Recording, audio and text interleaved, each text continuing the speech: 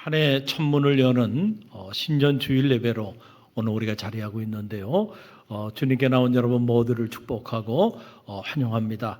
우리 새해 문을 열면서 서로 새해 인사 나눕니다. 새해 복 많이 받으세요. 새해 복 많이 받으세요.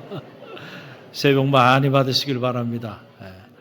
올 한 해 하나님이 주시는 그 하늘의 축복이 여러분의 삶의 자리 가운데 가득 흘러 넘치는 그런 축복의 한 해가 되기를 주님의 이름으로 간절히 축원드립니다. 오늘 이 본문의 말씀은 참 한 절의 말씀인데 이 한 절의 말씀에 엄청난 메시지가 담겨 있어요. 어떻게 철의 제국 로마를 무너뜨릴 수 있었을까? 철의 제국 로마가 무너지게 된 배경이 어디에 있었는가라고 하는 것을 우리에게 선명하게 나타내 보여주는 놀라운 말씀입니다. 오직 복음, 오직 복음으로 그 막강한 로마 제국도 복음 앞에는 무릎을 꿇게 되었다라고 하는 그런 사실이에요. 그래서 오늘 우리에게 주시는 영적인 주제, 복음의 능력을 경험한 사람들. 한번 따라해 보세요. 복음의 능력을 경험한 사람들. 복음의 능력을 경험한 사람들. 이 복음의 능력을 경험한 사람들이 나 외에 다른 어떤 제3자가 아니고 올 한 해 여러분 자신이 실제로 복음의 능력을 경험한 사람들이 되시기를 간절히 바랍니다. 그런 마음을 품고 오늘 말씀을 대언하고자 합니다.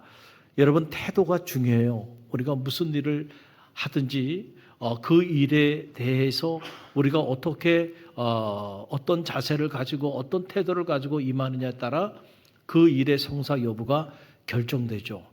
복음 앞에도 마찬가지예요. 복음의 능력이 실제로 나타나는 사람들, 또 복음의 능력을 실제로 체험하는 사람들은 태도가 다른 거예요. 복음 앞에 서는 태도가 다르다는 거예요. 그래서 태도가 고도를 결정하는 거예요. 오늘 사도 바울의 고백입니다. 사도 바울이 복음 앞에 어떤 태도로 임했는지 오늘 이 짧은 본문의 말씀 상반절에 보게 되면 그 내용이 나와요. 로마서 1장 16절 상반절 저와 여러분이 함께 읽어봅니다. 내가 복음을 부끄러워하지 아니하노니. 아멘. 사도 바울은 복음을 부끄러워하지 않는다는 거예요. 누가? 나는 복음을 부끄러워하지 않습니다 라고 하는 거예요. 언제나 복음은 사도 바울과 관계에 있어서 1인칭이야. 그러니까 복음이 저기 있고 내가 이쪽에 있는 것이 아니고 복음과 나는 하나야. 그래서 나는 나의 복음을 부끄러워하지 않겠다라고 하는 이런 담대한 선언을 사도 바울이 하고 나가는 모습을 보게 돼요. 여러분이 정말로 복음의 능력을 체험하기를 원한다고 한다면 복음이 여러분의 삶과 떨어지지 않게 되기를 간절히 바랍니다. 그리고 무엇보다 복음을 부끄러워하지 않는 그런 성도들이 되시기를 바랍니다. 그래서 사도 바울이 로마서 16장 25절에서 복음에 대하여 이렇게 말을 해요. 우리 함께 읽어봅니다. 나의 복음과 예수 그리스도를 전파함은 영세 전부터 감추었다가 그랬어요. 나의 복음, my gospel은 복음이 나의 복음이 돼야 돼. 할렐루야. 그럴 때 복음의 위대한 역사들이 나를 통하여 나타나게 된다는 거예요. 왜 사도 바울이 이런 선언을 했을까요? 나는 복음을 부끄러워하지 않는다. 왜 이런 고백을 했을까요? 여러분 실제로 예수 그리스도를 구주로 영접하고 믿음의 길을 걸어가면서도 많은 사람들이 복음을 부끄럽게 생각하며 살아가는 이들이 있었기 때문에 그래요. 제가 대학에서 교편을 잡고 있을 때도 저는 이와 같은 경험들을 하게 됐습니다. 지금도 저는 잊혀지지가 않아요. 제가 봉직했던 대학은 미션 스쿨이란 말이에요. 기독교인이 아니면 직원도 될 수가 없고 교수도 될 수 없는 그런 학교예요. 그런데도요, 그런 학교에서도 어떤 크리스찬들은, 어떤 교수들은 복음을 부끄럽게 여기며 살아가는 이들이 있어요. 나중에 알게 됐는데, 야, 저분이 교회 장로님이셨어. 나중에 알았어요. 근데 그분은 그것을 드러내질 않아. 그리고 실제로 복음의 담지자로서 그 복음의 영향력을 나타내는 그런 삶을 전혀 살지 않았어요. 그래서 교목수를 중심으로 영적인 사역을 하는데도 협조적이지 않아요. 그래서 과연 저 사람은 정말 교회를 다니는 사람인가 싶을 정도로 의구심을 가졌는데, 나중에 제가 떠날 때 보니까 그분이 장로님이셨고 우리 감리교 장로님이셨어. 그것도 제가 참 가슴에 많은 생각들이 들더라고요. 왜 그분은 자신이 교회 집사하고 권사하고 장로인 거를 숨기고 이렇게 살았을까? 여러 가지 이유가 있겠지만은 분명한 이유 중에 하나는 그분은 단 한 번도 복음이 나의 복음이 된 적이 없구나. 다시 말하면 이 복음의 능력을 실제로 한 번도 나의 복음으로 체험해 본 경험이 없는 분이에요. 교회는 오래 다녔어요. 권사도 되고 장로도 됐어요. 그러나 중요한 것은 복음의 능력을 한 번도 체험해 본 적이 없어. 정말로 복음의 능력을 체험했다고 한다면요, 그리고 그 복음이 내 삶을 뒤집어 놨고 그 복음의 능력으로 수많은 허다한 무리들이 무너졌던 인생들이 세워지는 체험을 하게 됐다고 한다면, 여러분 그 복음을 드러내지 않을 수가 없어요. 복음의 영향력을 나타내는 삶을 살지 말라고 해도 그 삶을 살게 돼 있다니까요. 저는 말하기엔 여러분들이 실제로 복음의 능력을 체험해서 복음이 나의 복음이 되는 그런 고백이 우리 갈릴리교 모든 성도들 가운데 있게 되기를 간절히 바랍니다. 그러나 이 사도 바울은요, 복음을 부끄러워하지 않았다는 거예요. 왜 그랬을까? 사도 바울은 실제로 이 복음이 하나님의 능력임을 그의 삶을 통해서 체험했기 때문에 그렇습니다. 그래서 오늘 로마서 1장 16절 말씀을 우리가 다시 읽어봅니다. 함께 읽습니다.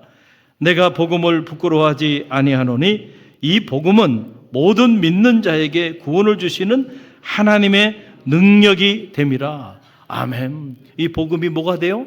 하나님의 능력, 모든 믿는 자에게 구원을 가져다 주는 하나님의 능력이 됨을 사도 바울은 알았어요. 체험했어요. 확신했어요.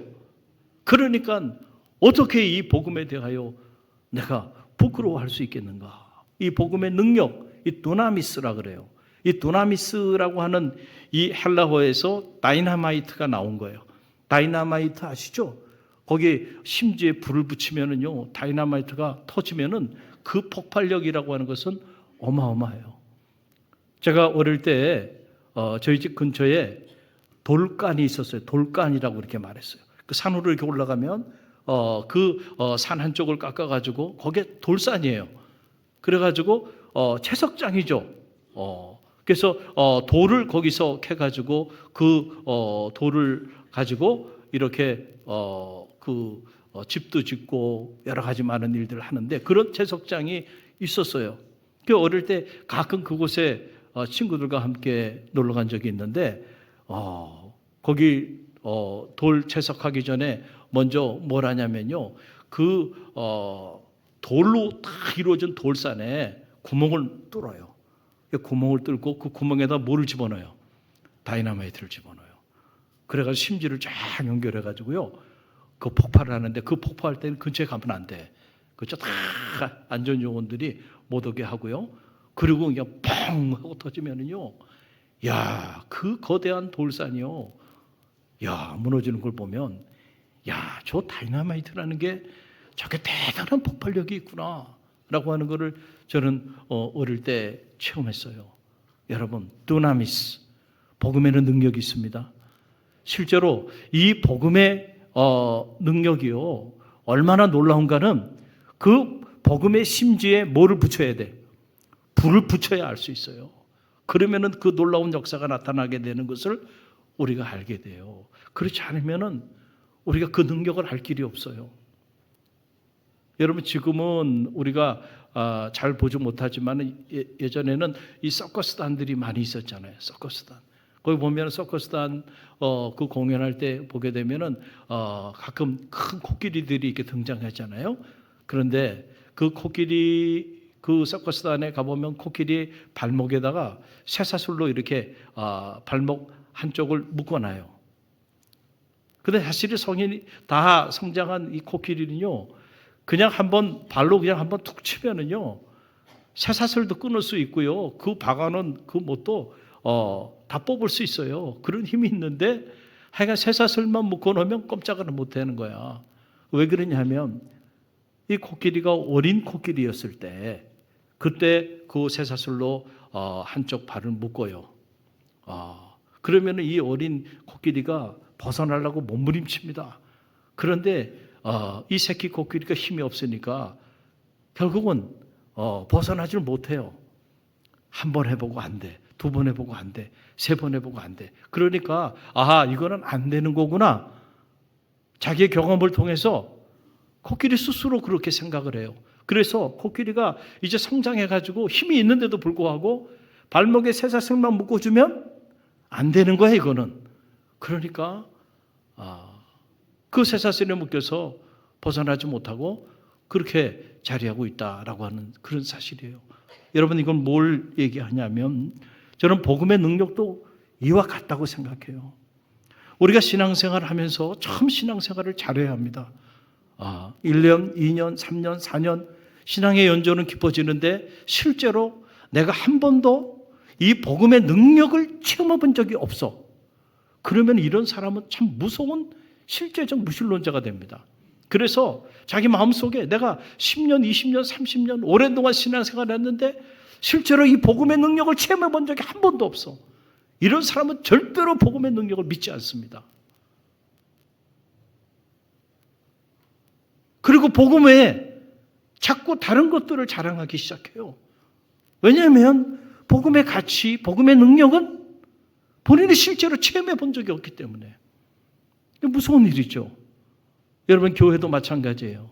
교회가 이렇게 역사가 깊어지고 시작하면은요, 교회도 언제부터인가 복음 외에 다른 것들을 자랑하기 시작합니다. 우리 교회가 역사가 얼마나 깊고 우리 교회 건물이 얼마나 화려하고 우리 교회 이런저런 복음 외에 자꾸 다른 것들을 자랑하기 시작해요. 괴물이 되어 가는 거예요. 더 이상 교회가 아닌 교회가 되어 버리고 마는 겁니다. 그 세계적인 조직신학자인 한스 큐응이라고 하는 위대한 캐톨릭 신학자죠. 그분이 한 권의 엄청난 책을 써요. 교회 디 키르케라고 하는 책을 쓰는데 그 책을 통해서 그건 무슨 얘기를 하냐면은 캐톨릭 교회뿐만 아니고 개신교, 그리스 정교회, 러시아 정교회, 크리스찬이티라고 불리우는 기독교라고 불리우는 현대 교회들이 가만히 보니까 복음의 노예가 되어야 되는데 복음의 노예가 되지 않고 교회 제도와 법의 노예가 되어 있다는 거예요. 교회의 법이나 교회 제도가 더 중요해. 복음보다. 더 이상 예수 그리스도의 복음이 교회를 움직이는 동력이 되고 있지 않아요. 괴물이 되어버렸다는 얘기예요. 저는 우리 갈릴리 교회가 특별히 창립 60주년을 맞이하면서 우리 역사를 자랑하는 교회가 아니고요, 복음을 자랑하는 교회가 되게 되기를 간절히 바랍니다. 우리 교회가 예수 그리스도의 그 복음을 자랑하고 우리 교회에서 일어나는 모든 일들이 이 복음의 능력 안에서 그 복음의 동력을 받아 움직이게 되는 그런 역사가 있게 되기를 바라고, 우리가 교회 안에 많은 일들을 행할 때 그 기준이 언제나 예수 그리스도의 복음에 있게 되기를 간절히 바랍니다. 그럴 때 하나님이 촛대를 옮기지 아니하시는 거예요. 그럴 때 우리가 괴물이 되지 않고요, 주님의 피로 값주고 사신 몸된 교회가 되는 거예요. 교회다운 교회가 되는 거예요. 할렐루야. 여러분, 우리는 세계적인 복음 전도자 D.L. 무디를 잘 알고 있어요. 그는 대단히 불우한 어린 시절을 보냈습니다. 미국 매사추세츠주 노스필드라고 하는 지역에서 태어났는데 그의 아버지는 벽돌공이었어요. 너무너무 가난했습니다. 9명, 9자녀 중에 6째로 태어났어요. 그런데 그의 나이 4살 때 아버지가 세상을 떠나요.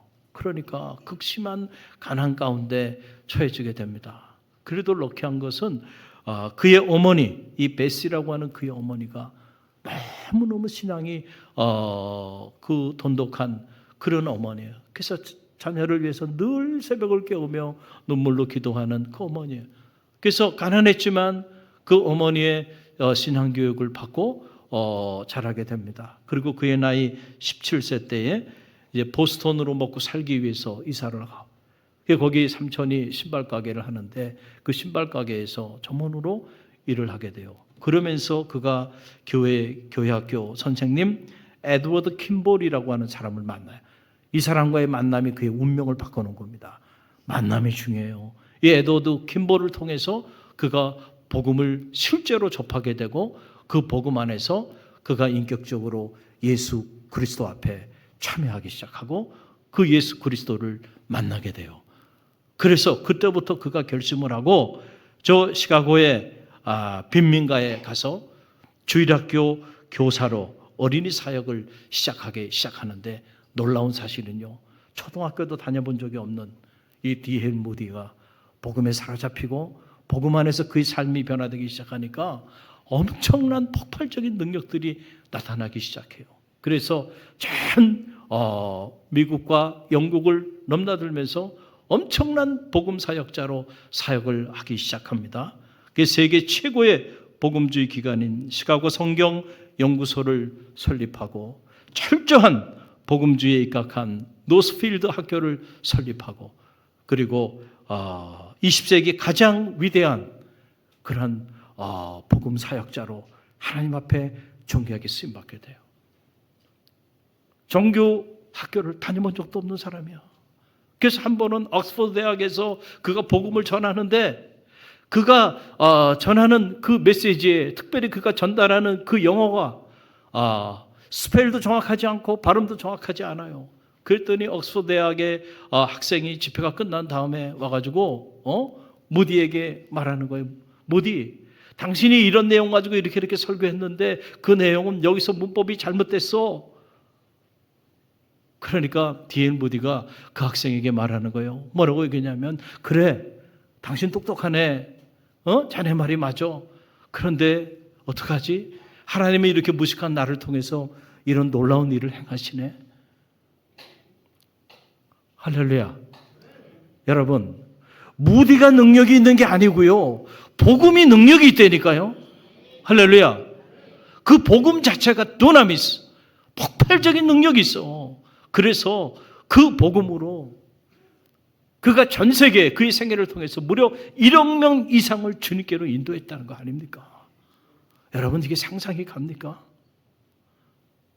복음은요, 오늘도 실제하고 그 복음의 능력은 오늘도 유효합니다. 할렐루야.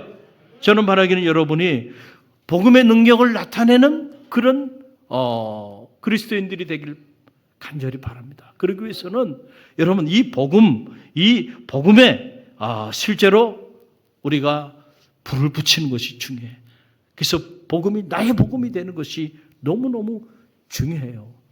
복음 하나면 사실은 충분한데 우리가 자꾸 복음 외에 다른 것들을 필요로 하고 다른 것이 없다고 해서 좌절하고 낙심하고 절망한단 말이에요. 복음이면 충분합니다. 왜 아멘 소리가 적어요? 여러분, 자꾸 복음 외에 다른 것이 더 중요하다고 자꾸 생각하고 있기 때문에 실제로 복음이면 충분해요. 할렐루야. 중요한 건 그 복음에 우리가 불을 붙이는 겁니다. 그럴 때 복음의 능력이 나타나는 거예요.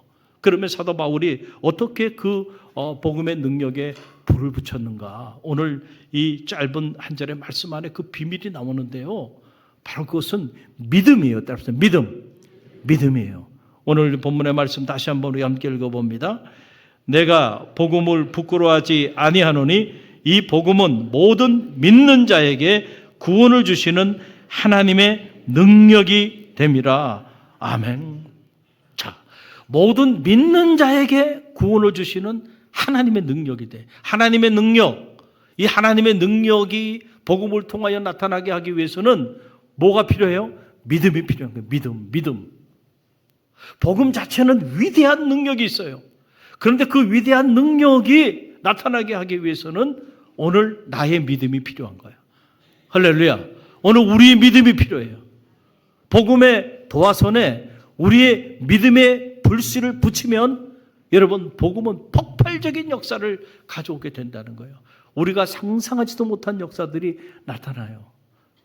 이미 여러분이 예수 그리스도를 구주로 영접하고 믿음의 길을 걸어가고 계신데 이미 여러분에게 이 복음을 여러분에게 주님께서 다 주셨습니다.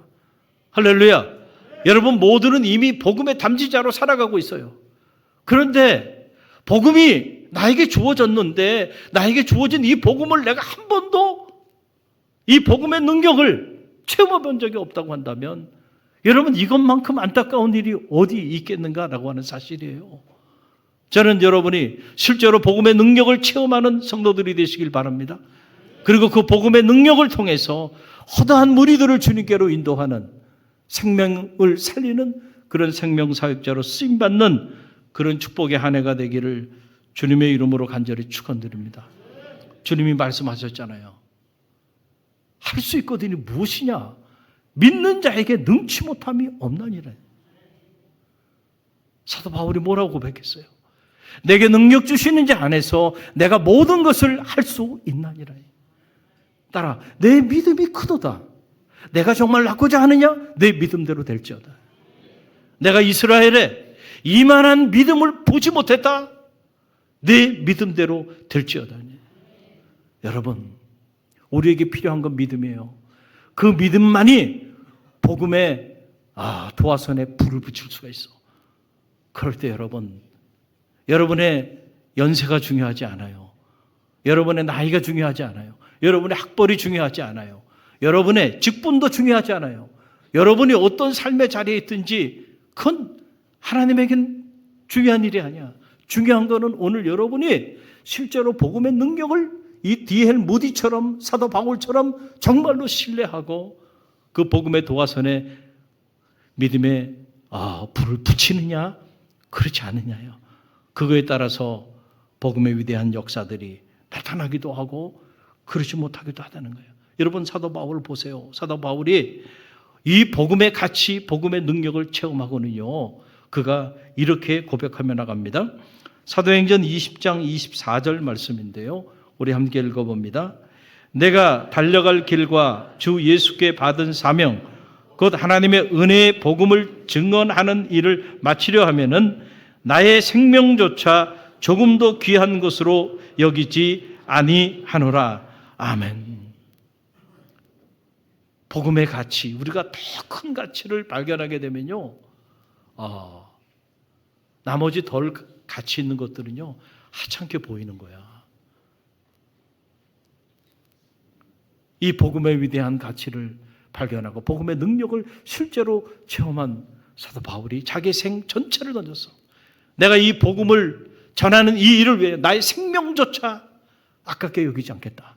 그러니까 여러분, 사도 바울에게 있어서 이 복음이 얼마나 가치가 있고 얼마나 놀라운 능력을 나타내고 있는 것을 사도 바울 자신이 체험했기 때문에 자기 생명조차 아깝게 여기지 않겠다는 겁니다. 여러분, 한 사람이 복음에 이렇게 사로잡히기 시작하니까요, 어떤 역사가 나타나요. 복음이 예루살렘에 이렇게 머물러 있었던 그 복음이 안디옥으로 갑니다. 또 안디옥을 중심으로 해가지고 복음이 에베소로 가고 에베소를 중심으로 고린도를 중심으로 데살로니카에서 결국 로마로 갑니다. 그리고 아시아에서 전 유럽으로, 전 세계로 복음이 전해지기 시작해요. 그리고 사도 바울이 머물다 간 곳곳마다 교회가 세워지고요, 생명이 살아나고, 그리고 그가 머물다 간 모든 지역이 지금 기독교 성지가 되어버렸고, 그가 했던 말, 그가 썼던 글, 그의 삶 전체가 통째로 기독교 경전이 되고 말았어요.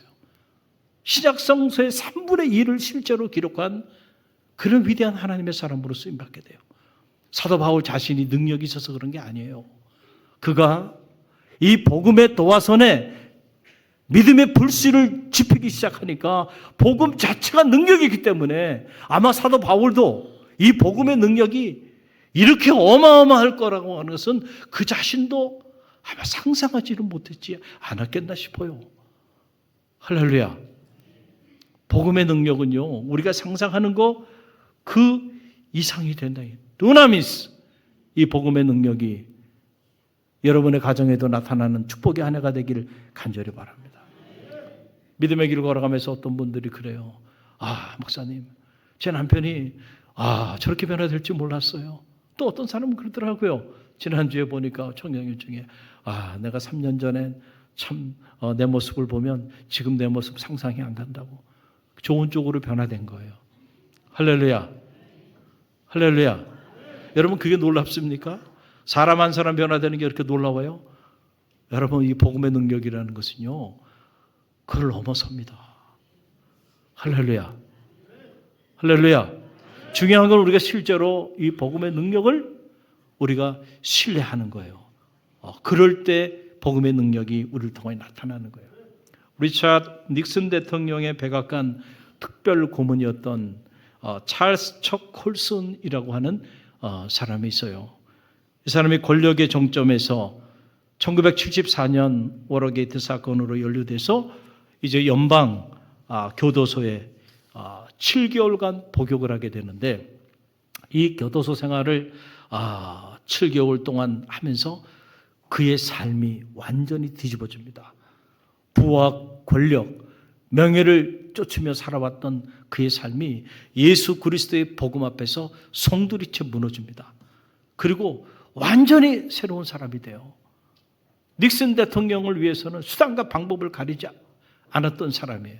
그래서 사람들이 그를 아주 냉혈한 그런 인간으로, 그렇게 사람들이 비열하고 냉혈한 사람으로 수단과 방법을 가리지 않고 정치적 목적을 달성하려고 했던 그런 인물로 평가했는데, 그가 7개월 동안 교도소 생활을 하면서 완전히 새로운 사람이 되고 맙니다. 그래서 출소 이후에 그는 완전히 다른 삶을 살기를 결정합니다. 그래서 재소자들과 그리고 그 재소자들의 가족들을 복음으로 돌보고 그들을 세우는 그런 일에 자기의 인생의 후반전을 기투합니다. 그래서 그가 1976년에 프리즌 펠로십이라고 하는 이 교도소 선교회를 설립하고, 그리고 이 복음으로 재소자와 그의 가족들의 무너진 삶을 회복하는 일에 그의 삶을 내어던집니다. 놀라운 일들이 그를 통해서 나타나기 시작한 거예요. 그래서 이 프리즌 펠로십이 전 세계 110개국에 설립이 되기 시작하면서 전 세계 교도소 사역을 위해서 재소자들과 그리고 그의 가족들, 그리고 출소 이후에 그들의 삶을 다시 재건하고 회복하는 그런 일을, 복음으로 그런 일들을 감당하는 이런 영적인 운동이 놀랍게 일어나기 시작하게 된 거예요. 경제적인 위기, 건강의 문제, 자녀의 문제, 사업의 문제, 죄와 불신앙의 문제, 오늘 우리는 이런저런 수많은 삶의 문제들을 가지고 살아가는데, 사실 복음의 능력 앞에서는 아무것도 아니에요. 그런 문제들이. 중요한 건 건강의 문제도, 경제적인 문제도, 또 인간관계의 문제도, 진로의 문제도, 사업의 문제도, 그 문제 중심에는 사람이 있어요. 그럼 사람이 바뀌면요, 그 문제가 더 이상 문제가 되지 않는다니까요. 복음은 사람을 바꾸는 가장 강력한 힘이 되는 거야. 그래서 이 콜슨이 그거를 체험한 거예요. 그래서 콜슨이 가는 곳마다 그가 외치는 메시지는 이거예요. 복음은 사람을 변화시키는 유일한 힘이며 진정한 회복은 오직 예수 그리스도 안에서만 가능하다는 거예요. 할렐루야. 늦었지만 인생의 후반전에 그는 이 복음의 능력을 실제로 체험하고요, 그리고 이 복음의 능력을 나누는 그런 삶을 36년 동안 그런 삶을 살게 됩니다. 그래서 2012년 4월에 80세 나이로 하나님의 부르심을 받게 돼요. 여러분, 인생은요, 우리가 생각하는 것만큼 길지 않아요. 잠깐 왔다 가는 거예요. 그런데 그가 살았던 30여 년의 생애가 정말 놀라운 역사를 이루었고, 그래서 그를 21세기의 사도 바울로 사람들은 그를 칭하게 되었고, 종교계에서 템플상이라고 하는 최고의 저명한 그런 상을 받기도 하였던 그런 인물인데, 그가 조지 부시 대통령의 연설문 작성자였던 마이클 컬슨이라고 하는 사람이 이 콜슨에 대해서 이런 말을 남겼어요. 뭐라고 얘기했냐면은, 콜슨에게 감옥은 개종의 현장으로 감옥에서 그의 자만이 부서졌고 그는 자유를 발견했다. 백악관에서 교도소로 가면서 그는 성공의 삶을 끝내고 진정한 의미의 삶을 시작했다. 할렐루야. 그리고 우리가 잘 알고 있는 빌리 그레엄 목사님이 콜슨이 세상을 떠나고 그의 죽음을 애도하면서 그가 한 말이 있어요. 뭐라고 얘기했냐면은, 콜슨 그는 천국에서 자신의 메시지를 통해 삶이 변화된 수많은 사람들을 만나게 될 것이다. 할렐루야. 사랑하는 성도 여러분, 하나님은 오늘 예수 그리스도 안에서 여러분에게 복음을 주셨습니다. 그 복음의 능력이 여러분의 삶과 여러분의 가정, 여러분의 직장과 사업체, 그리고 우리 갈릴리 교회와 이 지역과 나라와 민족을 통해서 나타나는 축복이 있게 되기를 간절히 바랍니다. 갈릴리 교회 3대 비전이 뭡니까? 오늘 우리 손정석 장로님이 기도하시면서 이 3대 비전에 대해서 기도하셨어요. 복음으로 생명을 살리고, 복음으로 사람을 키우고, 복음으로 사랑을 실천하는 교회. 그 교회가 갈릴리 교회예요. 우리가 1단계 교육을 받으면서 이 사실을 분명하게 가르치잖아요. 다른 것이 아니에요. 복음이면 충분합니다.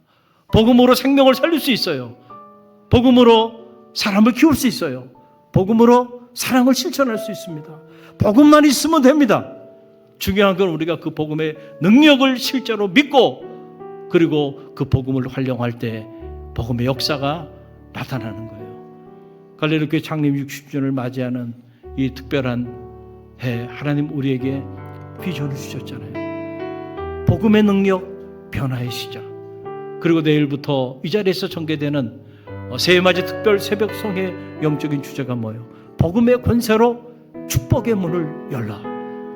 2026년 새해는 여러분 인생의 특별한 해가 될 겁니다. 여러분 인생의 최고의 해가 될 겁니다. 무엇보다 2026년 이 새해는 복음의 능력이 실제하고 복음의 능력이 폭발적으로 여기저기서 일어나게 되는 그런 한 해가 될 줄로 믿습니다. 여러분이 그 중심에 여러분 모두가 자리하게 되기를 주님의 이름으로 간절히 축원드립니다.